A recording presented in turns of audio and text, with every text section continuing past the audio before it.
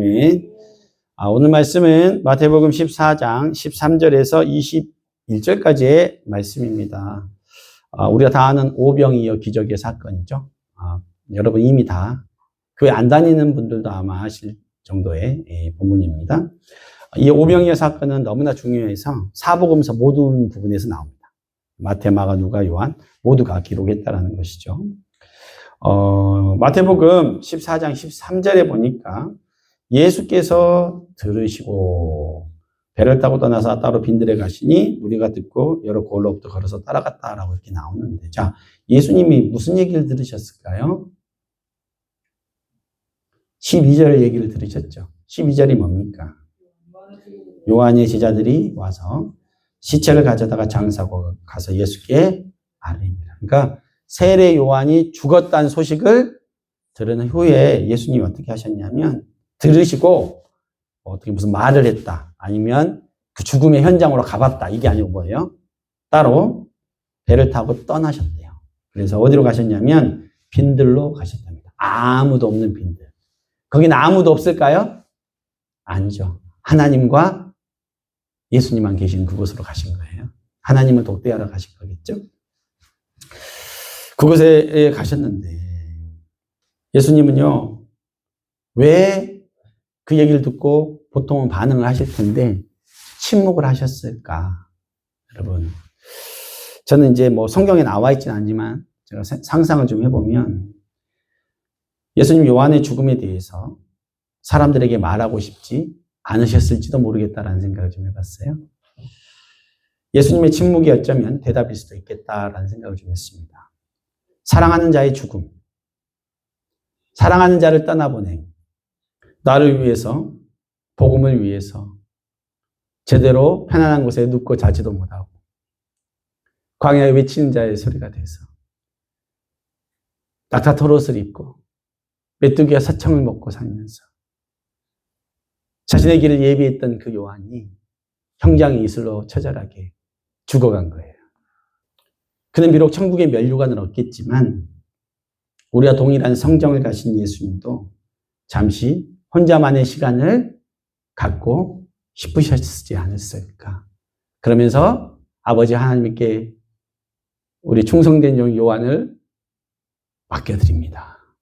하나님 그를 위로해 주시고 그를 안아주시고 그의 모든 부르튼 발과 손을 만져주세요. 이렇게 아버지와 얘기하지 않으셨을까?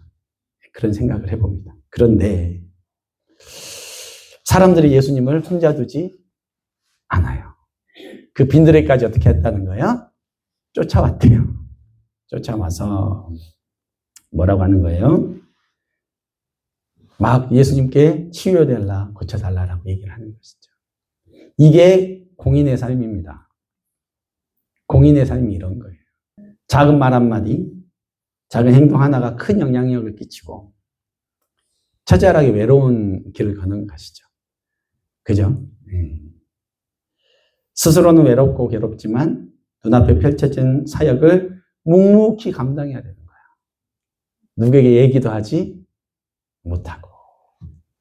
본인의 마음은 지금 사랑하는 자를 잃은 아픔이 있지만 예수님의 향한 마태복음 저자의 눈은 이렇게 그 모습을 묘사하십니다. 14장 14절에 이렇게 말씀하시죠. 예수께서 나오사 큰 무리를 보시고 불쌍히 여기사 그 중에 있는 병자를 고쳐주신다. 자기 마음도 돌보지 못하시고 또 어떻게 하셨다는 거예요? 나온 병자들을 돌봐주셨답니다. 우리 예수님께서. 예수님 무리를 보시고 불쌍히 여기셨다라고 하셨어요. 육신의 질병, 마음의 고통으로 힘들어하는 사람들에 대한 긍휼의 마음이 그 안에 있다는 것이죠. 그래서 자기가 피곤하고 힘들고 마음이 아프지만 그거보다 양들을 더 챙기셨다는 것이죠. 너무 많은 사람들이 빈들로 예수님을 찾아왔기 때문에 사역을 하시다가 저녁이 돼버렸네요. 그래서 마을과 가까운 곳도 아니었기 때문에 빈들은 그 상황을 파악한 제자들이 예수님을 찾아와서 15절에 이렇게 얘기를 합니다. 이곳은 빈들이요. 때도 이미 저물었으니 무리를 보내어 마을에 들어가 먹을 것을 사 먹게 하소서. 그 얘기 뭐예요? 이 집회를 해산합시다. 이렇게 얘기를 한 거예요. 이때 예수님은요, 제자들에게 아주 놀라운 말씀하십니다. 우리 다 같이 한번 읽어볼까요? 16절이죠. 16절 한 목소리로 읽겠습니다. 시작! 예수께서 이르시되 갈 것 없다. 너희가 먹을 것을 주라. 자, 지금 우리 예수님은요, 엄청난 말씀하셨어요. 자, 지금부터 우리는요, 우리는 이제 이 이야기 속으로 한번 같이 들어가 봤으면 좋겠습니다. 자, 등장인물들은 예수님, 무리, 그리고 뭐요? 제자들이 있는데, 자, 여러분들이 지금부터 제자가 된다고 생각하십시오. 네? 자, 여러분들이 지금 제자예요? 자, 여러분들이 제자예요? 예수님 제자예요? 그리고 예수님이 말씀을 하시는 거예요. 뭐라고 하냐면, 자, 너희가 먹을 것을 줘라. 갈 것 없다. 너희가 먹을 것을 줘라. 그럼 여러분 어떻게 하실 것 같아요? 여러분한테 먹을 거 있습니까? 없습니까? 지금 없는 상황이에요. 근데 예수님이 뭐래요? 네가 먹을 것을 줘라. 예수님은 그렇게 말씀하셨어요. 도대체 예수님은요, 이 오병이어 사건을 통해서 제자들한테 뭘 가르치려고 하셨을까요? 지금 예수님은요, 때때마다 사건마다 제자들과 3년 동안 공생의 기간에 어떤 사건이 있더라 그 속에서 뭐예요? 제자들에게 영적인 가르침을 주시려고 하셨어요. 그래서 이번에 이 사건도 어떻게 하는 거예요? 가르침을 주시려고 하죠. 나중에 요한복음에 보면 빌립을 시험하고자 막 물어보는 부분도 나와요. 그러니까 제자들을 가르치고 훈련하고 하시는 이 과정이라는 거예요. 근데 여러분들이 제자라면 예수님한테 이런 얘기를 딱 들었다는 거예요. 그래요? 예수님은 여러분의 반응을 보기 원하셨다는 것이죠. 자, 도대체 무엇이었을까? 먼저는 제자들이 감당해야 될 사람들, 영혼들이죠, 영혼들. 영과 육을 책임지는 것을 배우길 원하셨다는 거예요. 그러니까 그냥 능력을 펼쳐가지고 인기를 끄는 이게 아니고 제자들한테 정말로 영혼을 책임지고 사랑하고 그냥 영적인 것뿐만 아니라 뭐예요? 육적인 것까지도 돌보는 것들을 배우기를 원했다는 거예요. 그래서 예수님은 지금 이 사건 속에서 이런 것들을 말씀하신 거예요. 자, 이 빈들은요, 수많은 병자들이 치유를 받는 현장이에요. 그죠? 가난하고 소외된 사람들에게 예수님이 생명의 말씀을 선포하고 있어요. 자기들을 늘 무시했는데 예수님 오셔서 손도 잡아주시고, 그 다음에 치료도 해주시고, 또 소망의 말씀도 주시는 거예요. 얼마나 행복이 있겠어요. 그 집회의 현장이 기쁨의 현장이고 예수님을 만나는 은혜의 현장이었어요. 그 예수님을 만난 회복의 감격, 예수님을 만난 기쁨이 충만했을 것입니다. 그런데 말씀도 좋고 은혜 받는 것도 중요하지만 돌아서면 배고픈 것이 우리의 현실이에요. 맞죠? 우리는 늘 교회에 오거나 부흥 집회에 가서는 은혜를 막 받아요. 막 눈물도 흘리고 성령의 역사를 막 체험하면서 막 감격하다가도 뒤돌아서서 이제 교회 문 밖을 나가면 어떻게 해요? 다시 현실, 배고픈 현실과 맞닥 드려야 하는 거예요. 그죠? 막 말씀 들을 때는 막 내 모든 것을 다 바칠 수 있을 것 같은데 어떻게 해요? 교회 문 밖을 나가면 다시 차가운 현실에 부딪혀야 된다는 것이죠. 그러니까 은혜가 현실을 이겨야 되는데 보통 어떻게 돼요? 차가운 현실 앞에 뜨거운 은혜는 금방 식어버린다는 것이죠. 그게 우리들의 모습이라는 것이죠. 지금 제자들은요, 예수님 따라다니면서 기적을 다 봤잖아요. 그렇지 않습니까? 지금 예수님이 뭐 가르치려고 하는 거예요. 예수님이 너희들에게 너희가 먹을 것을 주어라 라고 하실 때 제자들이 당황했을까요? 그럴 수도 있다라고 생각했을 것 같아요. 너무 당황했죠. 도대체 뭘 주라는 말씀이신가? 그러면 반응이 두 가지로 나올 거예요. 이 명령은 말도 안 되기 때문에 그냥 내가 흘려 넘겨도 된다라는 말씀이라고 생각했을 사람이 있을 수 있고, 그죠? 어떤 사람은 그래도 예수님이 말씀하셨으니까 어떻게 해요? 내가 이것을 듣고 따라야지라고 생각했던 사람이 있을 수 있죠. 제가 이번에 주일에도 얘기했지만, 자, 내 원수를 사랑하라 라는 말씀이 있었지만, 모든 사람은 그 구절 그냥 읽고 지나가잖아요. 근데 어떤 분은 그걸 그냥 지나칠 수 없었어요? 손양원 목사님 지나칠 수 없었어요. 그러니까 말씀에 반응하는 사람이 있다는 것이죠. 근데 이 중에 아무도 반응을 안 했어요. 아무도 반응을 안 했는데 여러분 한 명이 반응을 했네요. 요한복음 6장 8절에서 9절에 보면 누가 반응을 하냐면 베드로 있잖아요. 수제자 베드로, 시몬 베드로의 형 이름이 안드레예요. 안드레가 이 말씀을 딱 듣고 순종해서 어떻게 하냐면 자, 여기 한 아이가 있어. 보리떡 5개와 물고기 2마리나 있습니다. 아, 2마리나가 아니네. 2마리밖에 없지만, 그죠? 이것이 많은 사람에게 얼마나 되겠습니까? 라면서 부끄러운 손으로 예수님 앞에 올려드립니다. 이게요, 말씀에 반응하는 겁니다. 뭐라고요? 말씀에 반응하는 것. 이것이 바로 믿음의 반응이에요. 제가 학가다가 하자고 막 했는데도 학가다 안 해. 그런데 어떤 사람들이 반응은 써붙이는 사람, 하는 사람은 반응하는 사람이에요. 그러니까 아무리 말씀이 선포돼도 반응하는 사람이 있고 반응하지 않는 사람이 있는데 오늘 이 오병이어때 누구만 반응했다는 거예요? 안드레만 반응을 했대요. 근데 자기가 없으니까 찾아봤겠죠? 어린아이의 도시락이 있겠죠? 너 이거 줄 수 있겠니? 네. 이래가지고 가지고 온 거죠. 예수님께. 안 될 것 같지만, 부족하지만, 한 아이의 도시락 수준밖에 안 되는 먹을 것이지만, 손이 부끄럽지만, 하나님 앞에서 그것을 드리는 것. 내어 넣는 순종이 필요하다는 것이죠. 자, 지금 남자만 5,000명이라고 그랬어요. 어린아이와 여자까지 포함하면 최소 10,000명에서 15,000명. 그 많은 사람이 먹어야 되는데 도시락 하나는 이거 뭐 풀칠이든 뭐든 아예 말도 안 되죠. 그러니까 15,000분의 1이에요. 마치 호수에 돌멩이 하나 던진 것밖에 안 되는 느낌이죠. 그죠? 그런데 적어도 너무 적으니까 사람들은 어떻게 하냐면 아예 생각을 안 해요. 아, 이거밖에 없는데 뭘 해. 보통 사람들은 그렇다는 거예요. 그러니까 내 양이 적으니까 아, 이거 드려봤자 필요 없겠다라고 생각을 한 거예요. 그러나 안드레는 어떻게 반응한 거예요? 이거라도 하나님 앞에 드리는 거예요. 근데 하나님은 이걸 통해서 뭘 보길 원하시냐면 자, 네가 가진 게 적은지 내가 알아. 그런데 네가 낼 수 있는 만큼 내봐. 네가 드릴 수 있는 만큼 드려봐. 그럼 나머지는 누가 채운다는 거예요? 하나님 다 채우시나요? 그러니까 15,000분의 밥이 있는데 자기는 한 끼만 내고 나머지는 14,999 그거는 누가 채운다는 거예요? 하나님이 채우신다.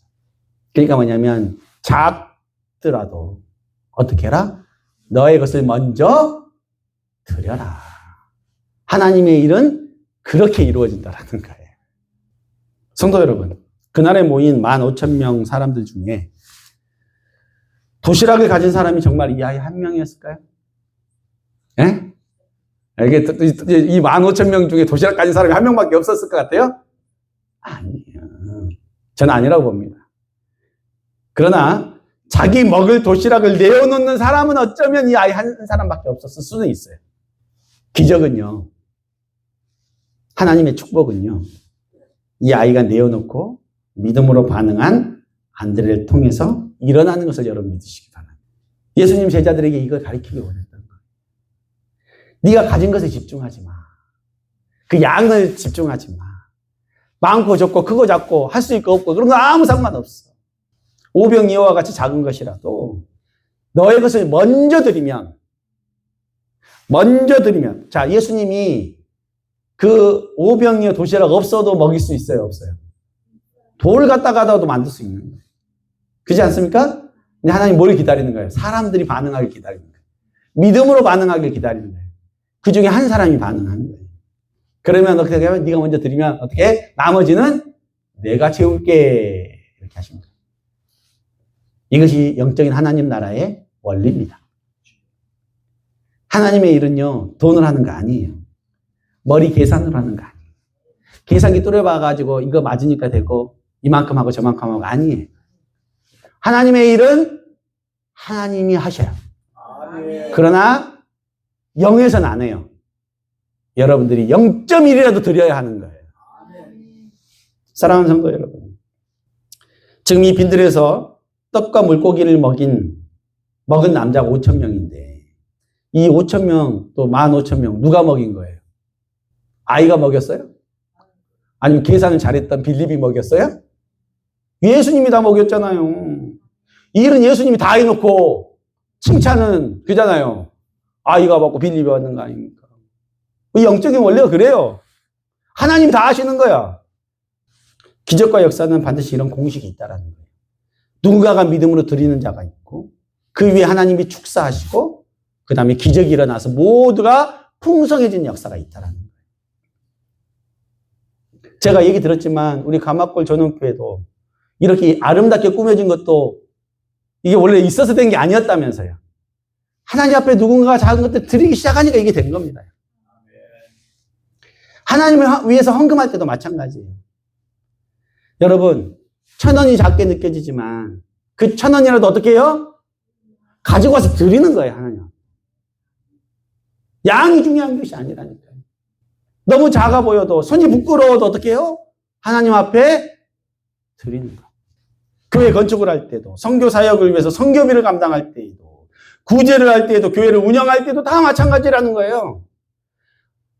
세상은 예산이 딱 떼어지고 금액이 맞으면 움직이지만 믿음의 공동체는 그걸로 움직이는 데가 아닌 거예요. 믿음으로 움직이는 거예요. 우리 지금 우리 교회 통장에 얼마가 있으니까 이 정도는 할 수 있고 저건 안 돼야 되고 이건 아끼고 이거 아니라는 거예요. 하나님을 위해서는 쏟아부어야 돼요. 넘치도록 쏟아부어야 돼요. 흘려보내야 돼요. 그러면 하나님 채우셔요. 오늘 그러잖아요. 네가 오병 이어만큼만 해. 나머지는 어떻게 해요? 14,999는 누가 한다? 하나님이 다 하신대요, 여러분. 이 믿음이 여러분들 안에 있기를 축원합니다. 이게 없으면 쫌생이가 돼. 하나님 일도 못해. 벌벌 떨어. 하나님 일을 하는데. 내 것은 내놓지 않고 막 부족하다 그래. 하나님의 원리는 뭐예요? 우리가 먼저 작지만 내어놓는 거예요. 그럴 때 하나님이 풍성하게 채우시는 은혜를 우리가 경험해야 된다는 것이. 우리 교회도 뭔가 이제 해야 될 뭐 비전도 있고 하니까 막 아끼잖아요. 아끼는 게 아니라 어떻게 해야 돼요? 써야 돼요. 흘려보내야 돼요. 막 선교지에도 막 보내고 막 그렇게 하나님의 나라를 위해서 막 열심히 해야 돼요. 그리고 그런 일을 할 때 누군가만 감당하는 게 아니라 이 사람은 1,000원, 이 사람은 2,000원 하더라도 뭐예요? 다 같이 오병이어처럼 내 것을 내놓을 때 하나님께서 역사하신다. 여러분, 그럴 때 하나님의 놀라운 역사가 있을 줄 믿습니다. 예수님이 당신의 사랑하는 종 요한이 죽임을 당하고 나서 찾아가신 빈들에서 당신 제자들에게 가르쳐 주기를 원하셨던 영적인 원리라는 것입니다. 제가 최근에 우리 같은 노예 교회 목사님이 계세요. 목사님. 예, 우리 원로 목사님이신데 그분이 하신 얘기를 간증을 제가 직접 들었어요. 이번 주에 들었네. 무슨 얘기를 하시냐면 그분이 담양 쌍교식당 아시죠? 거기 옆에 양지교회가 있답니다. 그 쌍교식당 장로님이 그 양지교회 다니시는데 거기 담임하실 때 이야기인데 그때 한 150명 정도 모였대요. 성도가. 지금부터 한 26년 정도 전이니까. 옛날이잖아요. 그죠? 옛날이죠. 근데 당시 목사님이 이제 양지교회에 부임한 지 2달 됐을 때 이야기예요. 2달. 얼마 안 됐잖아요. 그때 담임 목사님 나이가 39세. 젊죠. 정말 젊었잖아요. 39세인데 그때 그 교회의 원로이신 82세 되신 배장로님이라고 계셨대요. 배장로님. 나한테 이름 알려주시던데 그냥 성만 할게요. 배장로님. 배장로님이라고 82세 되신 분이 계시는데 갑자기 2달쯤 됐는데 이 장로님이 갑자기 고지서 하나를 들고 씩씩거리면서 사택에 오셨더래요. 그래서 무슨 일이십니까? 이랬더니 아니 목사님 사택 전기세가 원래 5,000원 정도밖에 안 나와야 되는데 10,000원이 나왔다는 거예요. 아, 그 당시 26년 전이니까. 뭐 지금이면 뭐 한 10만 원만 뭐 어떻게 되겠죠? 그러니까 5,000원밖에 안 나와야 되는데 어떻게 됐다는 거예요? 10,000원이 나왔다는 거예요. 지금 10,000원이 나왔다는 거예요. 어떻게 이럴 수가 있냐? 펑펑 쓰냐고 막 이런 거예요. 그러면서 젊은 담임 목사로 막 호통치더랍니다. 그때 본인 이야기니까 나한테 해준 거예요. 그래서 그 목사님, 젊은 목사님이 어떻게 할 수 없어서 막 흥분을 하시니까 꽉 끌어안았대. 예, 그래. 꽉 끌어안고 뭐라고 얘기하셨냐면, 그분이 하신 말이에요. 장로님, 하나님이 장로님 언제 데려가실지도 모르는데, 하나님 앞에 가셨을 때, 담임 목사 전기세 감시하다가 왔다고 하실 겁니까? 이미 자녀들도 많고, 하나님이 복 주셔서 재산도 많고, 자녀들이 때 되면 옷 사주고, 밥 사주고 하는데, 그런 복을 다 누렸는데, 애들이 그렇게 하니까 감사하지 않으세요?